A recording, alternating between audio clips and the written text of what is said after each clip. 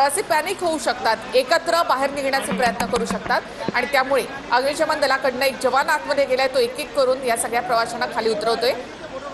तसेच अग्निशमन दलाच्या या शिडीवरून खाली उतरणं ज्यांना जमत नाही अशासाठी अग्निशमन दलाचे जवान त्यांना मदतही करतायत।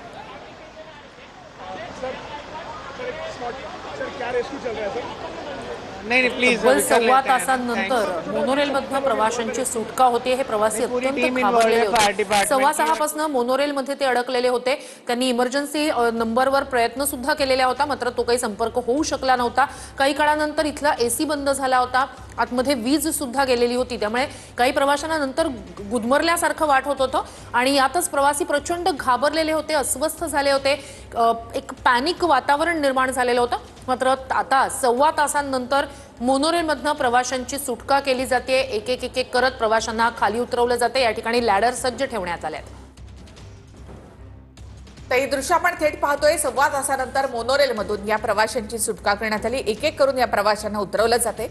संपूर्ण मोनोरेल या ठिकाणी खचाखच भरलेली होती, कारण मध्य रेल्वे आणि हार्बर बंद झाल्यानंतर लोकांकडे पर्याय नव्हता। कुठल्या तरी स्टेशन पर्यंत जाऊन तिथून आपल्या घरी जाण्यासाठी म्हणून प्रवाशांची घाई होती, मात्र अशा वेळेला मोनोरेल बंद पडली। एक मोठ्या टास्कमधून या सगळ्या प्रवाशांना या ठिकाणी जावं लागलेलं आहे।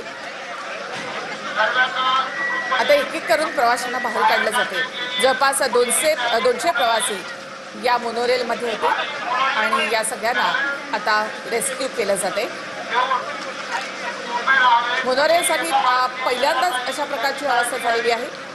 याआधी मोनोरेल ट्रॅकवर बंद पडली होती, मात्र तिथून ती परत नेण्यात आलेली होती।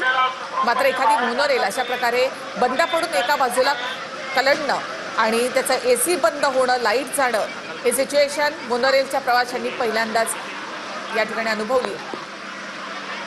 प्रवाशांची ही दृश्य आपण पाहतोय। मोनोरेलमध्ये अडकलेले हे सगळे प्रवासी आहेत। हे सगळे प्रवासी खरं तर वाट बघतायत की आपली कधी सुटका होते। काही प्रवासी घाबरले होते, काहींना श्वास घेण्यास सुद्धा त्रास होत होता। तब्बल तासाभराहून अधिक काळ हे सगळे प्रवासी मोनोरेलमध्ये अडकलेले होते। त्यात ही मोनोरेल एका बाजूला कलंडली होती, त्यामुळे अधिकच एक भीतीचं वातावरण प्रवाशांमध्ये निर्माण झालेलं होतं आणि आता 2 लॅडरच्या माध्यमातून या प्रवाशांना रेस्क्यू केलं जात आहे। त्या ठिकाणी वैद्यकीय पथक सुद्धा तैनात करण्यात आलेलं आहे। जर कोणाला काही त्रास झाला असेल, श्वास घेण्यास त्रास होत असेल तर प्राथमिक उपचार देऊन मग त्यानंतर रुग्णालयात नेलं जाईल। या ठिकाणी वैद्यकीय पथक सुद्धा सज्ज ठेवण्यात आलंय।